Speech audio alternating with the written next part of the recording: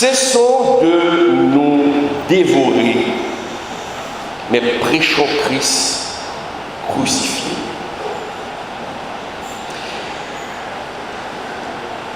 En décembre 2015, à la fin de décembre 2015, j'ai fait un rêve. Et dans ce rêve, mes chers amis, je m'étais retrouvé comme spectateur devant le tribunal de Jésus-Christ. Et là, j'ai vu un homme qui avait l'air d'un grand prédicateur. Et devant le Seigneur, il avait commencé à énumérer toutes les bonnes actions qu'il avait accomplies pour le compte du royaume de Dieu durant sa vie terrestre. Il expliquait au Seigneur comment il avait défendu avec zèle son évangile, comment il avait fermé la bouche aux faux docteurs et avait combattu les chrétiens qui interprétaient mal la Bible et qui ne partageaient pas la même doctrine que lui. Pour justifier ses actions devant le Seigneur, il a sorti tout un arsenal de versets, de passages bibliques pour étayer ses dires. Après avoir fini son exposé avec tant de fierté devant le Seigneur, Jésus, prenant la parole, lui a posé cette question. Mon ami, tout ce combat que vous avez mené pour la vérité, l'avez-vous accompli dans un esprit d'amour ou dans un esprit de querelle ou d'orgueil?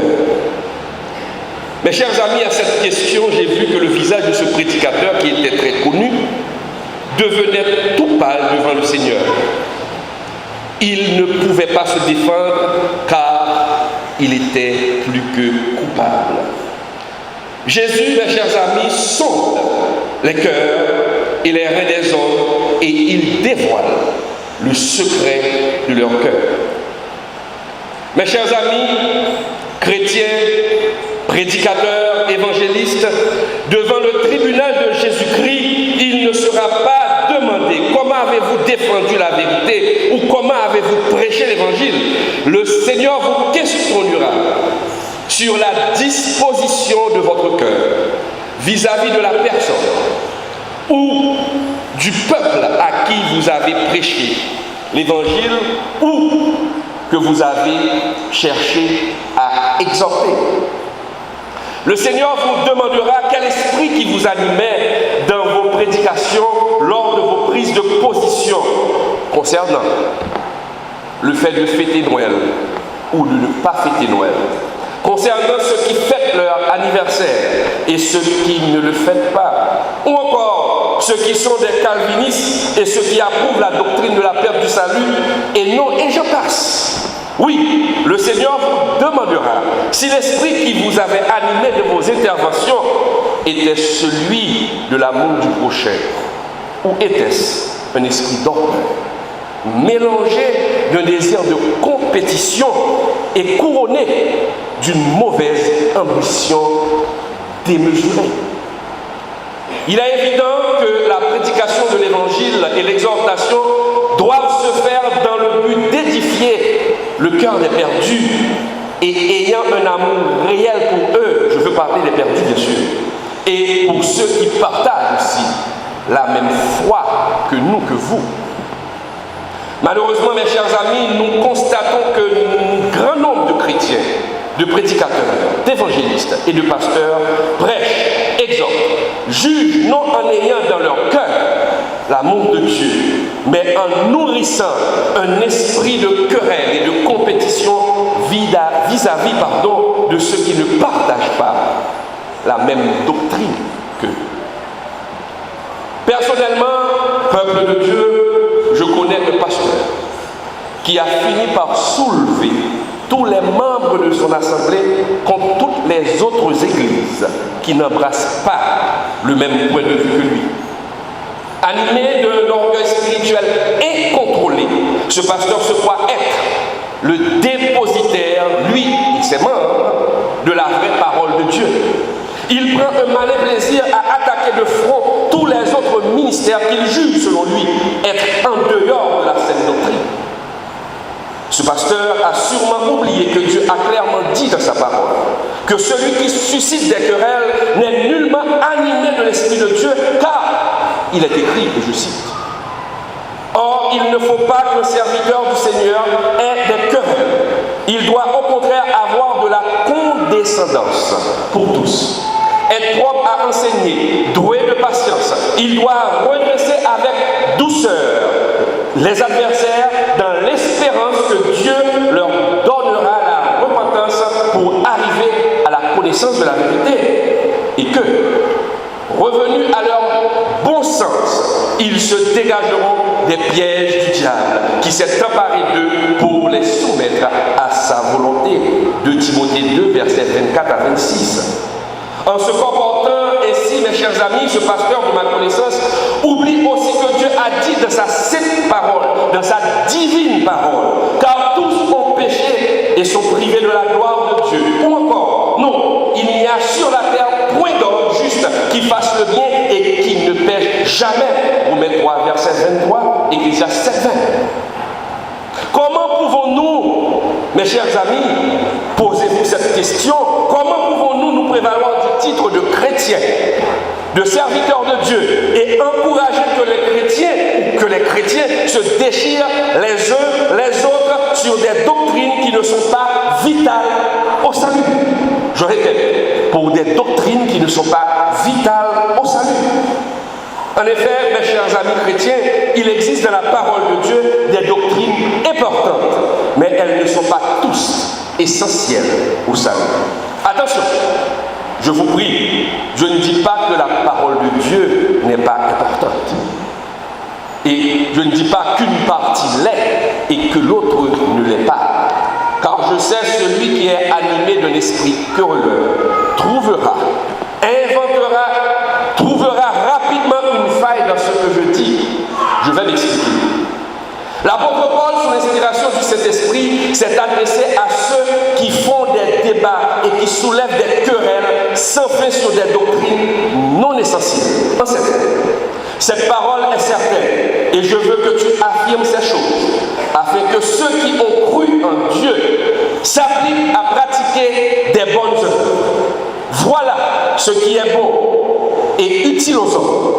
Mais évite les discussions folles, les généalogies, les querelles, les disputes relatives à la loi, car elles sont inutiles et vaines. Éloigne-toi après un premier et un second avertissement, celui qui provoque des divisions, sachant qu'un homme de cette espèce est perverti et qu'il pêche en se condamnant lui-même. Tite 3, versets 8 à 9.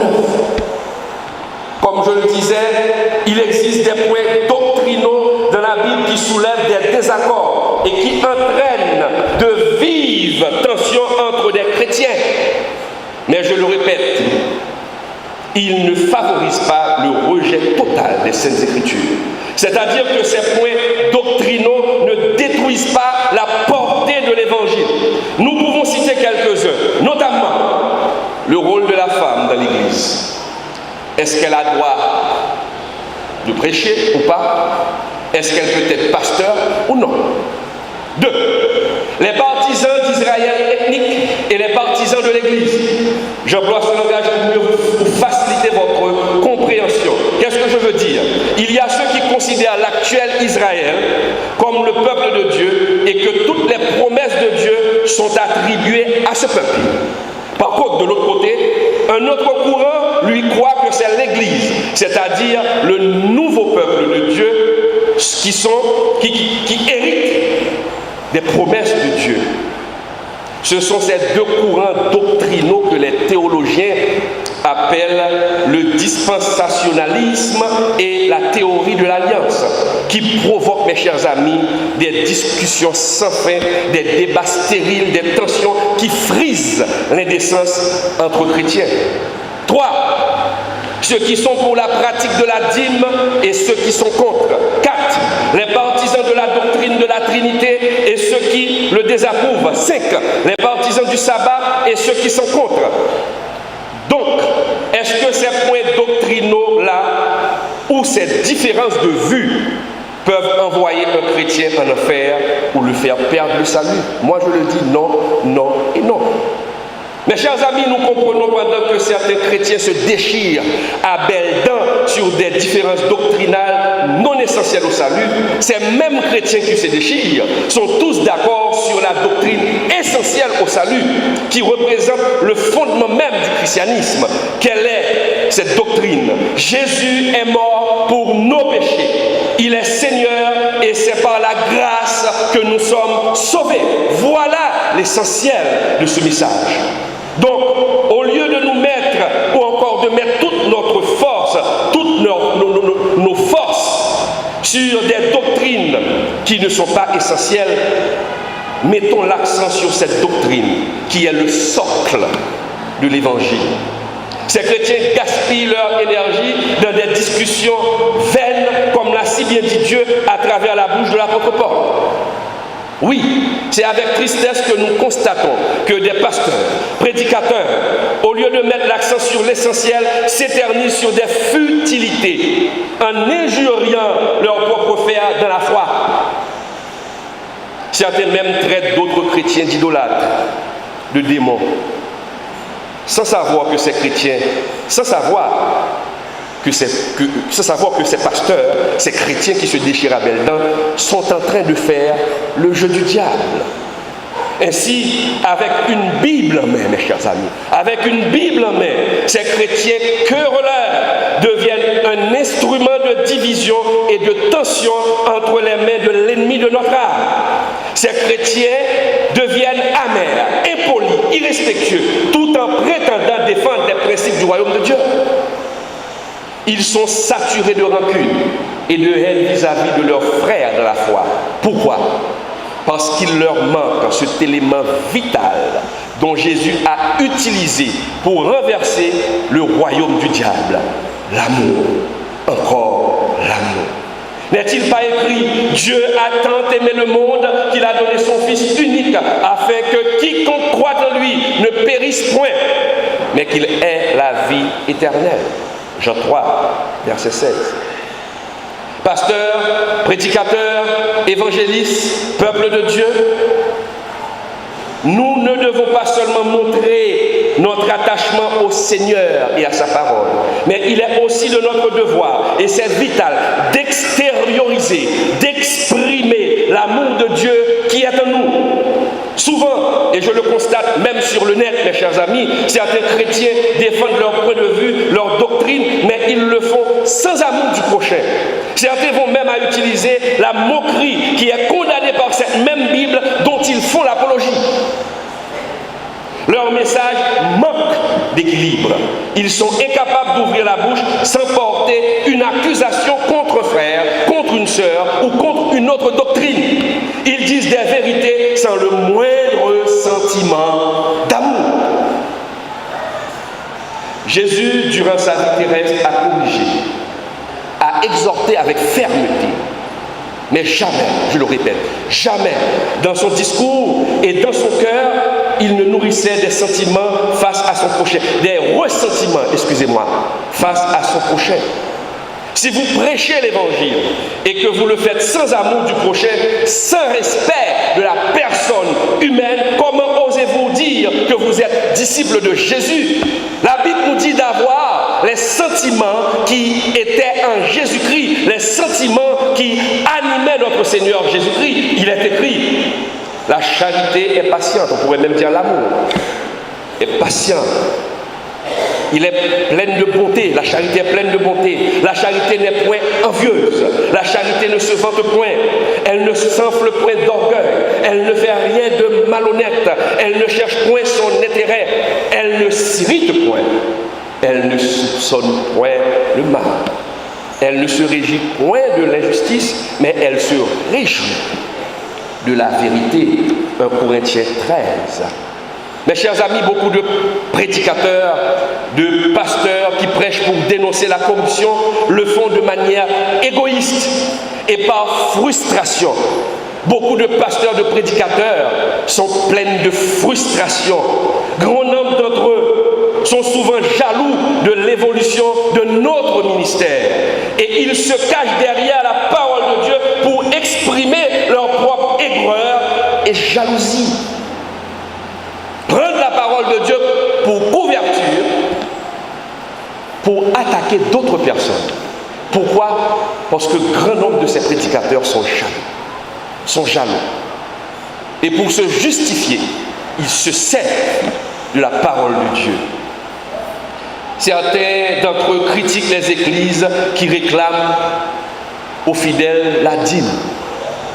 Ces querelleurs, c'est comme ça que je les appelle, des querelleurs, qualifient même de voleurs les leaders de ces assemblées, alors que eux, ils emploient d'autres stratégies. Pendant qu'ils critiquent les gens ou les églises qui demandent, qui réclament la dîme, eux, ils emploient d'autres stratégies beaucoup plus pernicieuses pour soutirer de l'argent et appauvrir leurs propres fidèles. C'est la politique haute toi que je m'y mette. Où est donc passé l'amour? Qu'est-ce que vous êtes en train de prêcher? Mes chers amis, je sais de quoi je parle. Car certains de ces querelleurs, je les connais, je les fréquente, utilisent leur autorité spirituelle pour pousser leurs fidèles à hypothéquer leurs biens pour soutenir leurs œuvres. Ils menacent même de mettre leurs fidèles à la porte s'ils ne donnent pas de l'argent.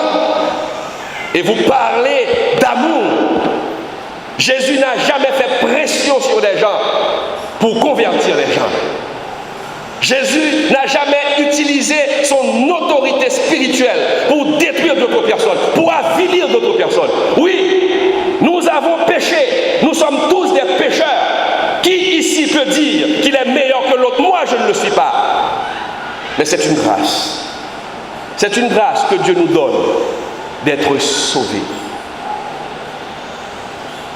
On ne peut pas critiquer d'autres personnes pour les détruire, mais on peut critiquer pour construire, pour les exhorter de laisser le mauvais chemin afin de prendre le bon chemin. Nous ne pouvons pas faire des pressions sur les gens pour donner de l'argent.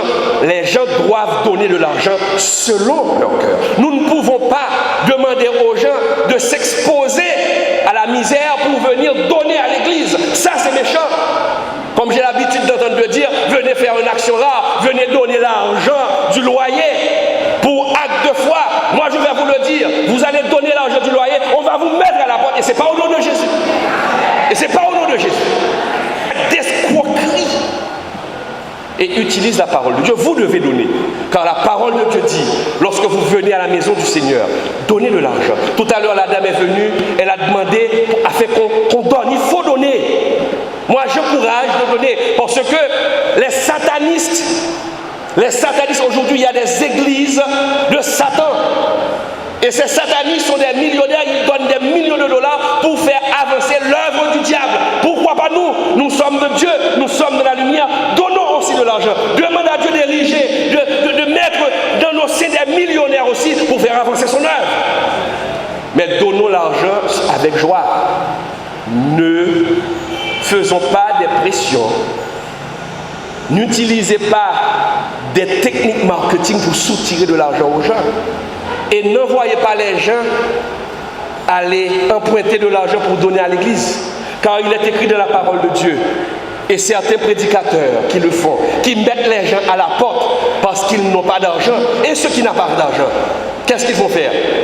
Vous êtes en train de les exposer à la misère, de s'endetter. Jésus ne le dit pas, l'apôtre Paul le dit. La bonne volonté, quand elle existe, est agréable en raison de ce qu'elle peut avoir à sa disposition et non de ce qu'elle n'a pas. Car il s'agit non de vous exposer à la détresse pour soulager les autres, mais de suivre une règle d'égalité. 1 Corinthiens 8, verset 12, 14. Dans une autre version, le sens de ce passage est rendu plus clair encore. Quand l'intention est vraiment bonne, on est bien reçu avec ce que l'on a. Avec ce que l'on a. Peu importe ce que l'on a. Il ne s'agit pas de vous mettre dans la gêne en soulageant des autres, mais établir l'égalité. La parole est claire. Comment pouvez-vous, en tant que pasteur, faire pression sur les gens, même les menacer de les mettre à la porte de l'église s'ils ne donnent pas de l'argent? Qu'est-ce que vous êtes en train de prêcher? Pas Jésus-Christ, vous êtes en train de prêcher votre propre personne. Cessons ces querelles et mettons-nous ensemble pour sauver ceux qui sont encore sur le joug du Satan dans le monde. Est-ce que je dis de ne plus dénoncer le faux? Est-ce que je dis de ne pas dénoncer le péché, excusez-moi, de ne plus corriger? Non. Mais je le dis à la manière de Jésus, dans l'amour et le respect de l'autre, sans utiliser des mots offensants ou se prendre pour un donneur de leçons qui se croit être parfait, qu'il est. Il est encore écrit pour ceux qui utilisent des paroles blessantes, qui pointent du doigt d'autres ministères, en traitant leurs frères d'âme de voleurs, de querelleurs, d'extorqueurs. Il est écrit dans la parole de Dieu qu'il ne sorte de votre bouche aucune parole mauvaise. Mais s'il y a lieu, quelques bonnes paroles qui servent à l'édification et qui communiquent une grâce à ceux qui l'entendent. Qui communiquent une grâce à ceux qui l'entendent. Quand vous dites, quand vous répétez des bêtises, est-ce que cela peut communiquer des grâces aux pécheurs? Est-ce que cela peut communiquer des grâces à ceux qui l'entendent? Non! La parole poursuit. N'attristez pas le Saint-Esprit de Dieu par lequel que vous avez été scellés pour le jour de la rédemption. Que toute amertume, toute animosité, toute colère, toute clameur, toute calomnie et toute espèce de méchanceté disparaissent du milieu de vous. Soyez bons les uns envers les autres, compatissants, vous pardonnant réciproquement, comme Dieu vous a pardonné en Christ. Éphésiens 4, le verset 29 à 32. Oui, mes chers amis, cessons de nous dévorer les uns les autres et prêchons Christ crucifié. Les gens meurent au dehors, pendant que nous sommes en train de nous déchirer à belles dents. Le diable fait beaucoup de ravages au dehors. Et nous avons cette mission de prêcher l'évangile, de prêcher l'amour de Jésus-Christ. Ce n'est pas en faisant peur aux gens que vous allez les ramener à Jésus. Regardez ce que Jésus a fait. Jésus, ce n'est pas un acte d'amour, en mourant sur la croix, qu'il a sauvé l'humanité. C'est en mourant sur la croix qu'il a sauvé le dernier voleur qui était à son côté. Avec l'amour. Bien sûr, l'amour ne ferme pas les yeux sur la vérité. Il faut dire aux gens, l'enfer existe. Et qu'après la mort, si vous n'avez pas Jésus, vous allez périr en enfer. Mais il y a la façon de dire. Il y a le faire, il y a le savoir-faire, il y a le comment faire. Cessons de nous dévorer. Mes chers amis, l'amour du prochain. Mes chers amis, nous devons aimer ceux à qui nous annonçons l'évangile. Il est écrit encore, frère, si un homme vient à être surpris en quelque faute, vous qui êtes spirituels, redressez-le avec un esprit de douceur. Prends garde à toi, de peur que tu ne sois aussi tenté, avec un esprit de douceur. Celui qui se croit être debout, 1 Corinthiens 10-13, qu'il prenne garde de tomber. Pendant que vous êtes en train de critiquer les autres, oui, ils ont péché. Nous sommes également des pécheurs, mais Dieu nous a fait grâce. Essayez de vous mettre à la place de l'autre parce que vous étiez aussi des fornicateurs, vous étiez aussi des adultères. Et même quand nous avons crise, des fois nous bronchons, des fois nous tombons. Nous sommes tous des pécheurs, mais nous sommes couverts par la grâce de notre Seigneur Jésus-Christ. L'apôtre Paul, le grand défenseur de l'Évangile, a utilisé l'amour comme boussole. L'amour doit être notre boussole.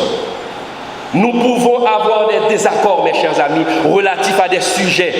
Mais le vrai chrétien animé par l'Esprit de Dieu saura comment l'exprimer sans injure, sans moquerie, ni impolitesse. Dieu a bien fait de laisser grandir au sein de son peuple la division. Car, dans sa parole, il est clairement dit, car il faut qu'il y ait aussi des sectes parmi vous, afin que ceux qui sont approuvés soient reconnus comme tels au milieu de vous. 1 Corinthiens 11, verset 19. La version Tob le rend encore plus clair. Il faut même qu'il y ait des scissions parmi vous, afin qu'on voit ceux d'entre vous qui résistent à cette épreuve. Ceux qui sont querelleurs, ceux qui font des débats sans fait, qui injurent les gens. Dieu nous dit qu'il faut que ces gens-là soient parmi nous afin qu'on puisse distinguer les vrais serviteurs de Dieu qui sont animés par l'amour et ceux qui ne le sont pas.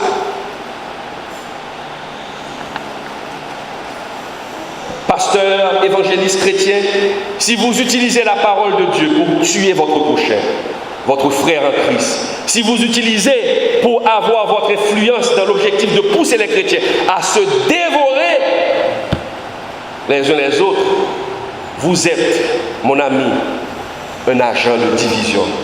Votre défense de la vérité ne se fait plus selon l'esprit, mais selon la chair. Il est écrit, or les œuvres de la chair sont manifestes. Ce sont l'impudicité, l'impureté, la dissolution, l'idolâtrie, la magie, les inimitiés, les querelles, les jalousies, les animosités, les disputes. Ça, ce sont les fruits de la chair. Un pasteur qui utilise sa chair pour attaquer d'autres personnes est animé d'un esprit querelleur. Mais regardez les fruits de l'esprit. Les fruits de l'esprit, c'est l'amour, la joie, la paix, la patience, la bonté, la bénignité, la fidélité, la douceur, la tempérance. La loi n'est pas contre ces choses. Oui, je le répète, Dieu a tant aimé le monde qu'il a donné son Fils unique, afin que quiconque croit en lui ne périsse point. Pour terminer, je vais prendre deux exemples. Un exemple biblique et un exemple extra-biblique. L'exemple biblique, l'exemple d'une division. Mais nous allons voir comment des hommes de Dieu, dans la Bible, ont su gérer leur division. Et nous allons voir que dans l'exemple extra-biblique, comment ces deux hommes, à la lumière de la parole de Dieu, ont su gérer leur division. Le livre des Actes met en scène une division entre deux hommes de Dieu, Paul et Barnabas. Paul s'était opposé à ce que Jean-Marc ne fasse plus partie de l'équipe missionnaire parce qu'il avait abandonné, ou encore qu'il l'avait abandonné lors de la dernière mission. Jean-Marc avait des liens de parenté avec Barnabas. Et ce dernier ne voyait pas de bonheur l'opposition de Paul, parce que Paul ne voulait plus de Jean-Marc. Ce désaccord allait donner lieu, mesdames et messieurs, nous dit la Bible, à un vif dissentiment entre ces deux hommes. Deux hommes de Dieu qui étaient contraints de se séparer. Lisez Actes 15. Mais lorsqu'on observe leur réaction, ils ne se sont jamais accusés. Ils ont eu des différences. Ils se sont opposés. Mais ils ne se sont jamais servis de la chair pour régler leurs comptes ou pour se dévorer mutuellement. Au contraire, ils ont continué à prêcher Christ crucifié malgré leurs différences. Un peu plus tard, ces hommes, nous rapporte toujours la Bible, se sont réconciliés pour la gloire de Dieu et se sont mis ensemble pour prêcher l'évangile de grâce de Jésus-Christ, mesdames et messieurs. Pendant que Paul était emprisonné, il a fait appel à ce Marc pour l'aider, ce même Marc qu'il ne voulait pas. Il est écrit, viens plus tôt vers moi, car Démas m'a abandonné par amour pour le siècle présent. Il est parti pour Thessalonique. Crescens est allé en Galatie, Tite en Dalmatie. Luc seul est avec moi. Prends Marc et amène-le-moi avec toi, car il m'est utile pour le ministère. De Timothée 4, verset 11. Et c'est là ma défense contre ceux qui m'accusent. C'est Paul qui continue à parler. N'avons-nous pas le droit de manger et de boire? N'avons-nous pas le droit de mener avec nous une sœur qui soit notre femme, comme font les autres apôtres et les frères du Seigneur et Céphas? Ou bien, est-ce que moi seul et Barnabas, nous n'avons pas le droit de ne point travailler? Moi et Barnabas, ils se sont réconciliés, malgré leur division. 1 Corinthiens 9, versets 3 et 6. Quelle preuve d'amour, mes chers amis. Quelle preuve d'unité. Pourquoi nous ne pouvons pas copier cet exemple alors que nous osons dire sur tous les toits que nous sommes des chrétiens, que nous sommes sauvés, mais nos actions ne le prouvent pas. Nos paroles ne montrent pas aux autres que nous sommes réellement sauvés. Devant le tribunal de Christ, comme je l'ai dit tantôt, vous serez questionnés sur la disposition de votre cœur et non sur vos discussions inutiles qui n'apportent jamais l'édification au cœur des gens. Vous êtes gonflés d'orgueil. Il n'y aura point d'excuses, mesdames et messieurs, devant le roi des rois. Mes chers amis, comme je l'ai dit, je vais me servir d'un autre exemple extra-biblique, peut-être connu de beaucoup de gens, beaucoup de théologiens. Deux hommes de Dieu, deux amis qui ont étudié à la même école. Ils se sont opposés pendant une bonne partie de leur vie à cause de la doctrine de la perte du salut et le fait de ne pas perdre le salut. Ces deux hommes ont, à travers leur prédication, provoqué un réveil des plus remarquables en Angleterre et dans les colonies américaines. Je veux parler de George Whitefield, qui était un farouche calviniste, alors que John Wesley était un mordu de la doctrine d'Arminius, qui croyait à la perte du salut. Ces hommes se sont dressés l'un contre l'autre à cause d'une doctrine non essentielle au salut. Face à la détérioration de leur amitié, ils étaient amis. Et en dépit de leur désaccord, ces hommes ont laissé leur amour prendre le dessus pour mettre fin à cette discussion inutile et vaine. Un jour, Whitefield écrivit à son ami, et il écrivit ceci à son ami Wesley. Je le cite. « Je ne supporte pas l'idée de m'opposer à toi. Renonçons à toute querelle et que chacun de nous parle de Jésus et Jésus crucifié. » Et John Wesley de lui répondre, « La considération que j'ai pour toi est toujours aussi grande et même plus grande que jamais. Je suis sûr que nous donnerons aux gens de notre temps et des temps à venir l'exemple d'un amour chrétien véritable et permanent malgré nos différences de jugement. » Wesley et Whitefield, Paul et Barnabas doivent être un exemple pour nous chrétiens. Prêchons Christ crucifié.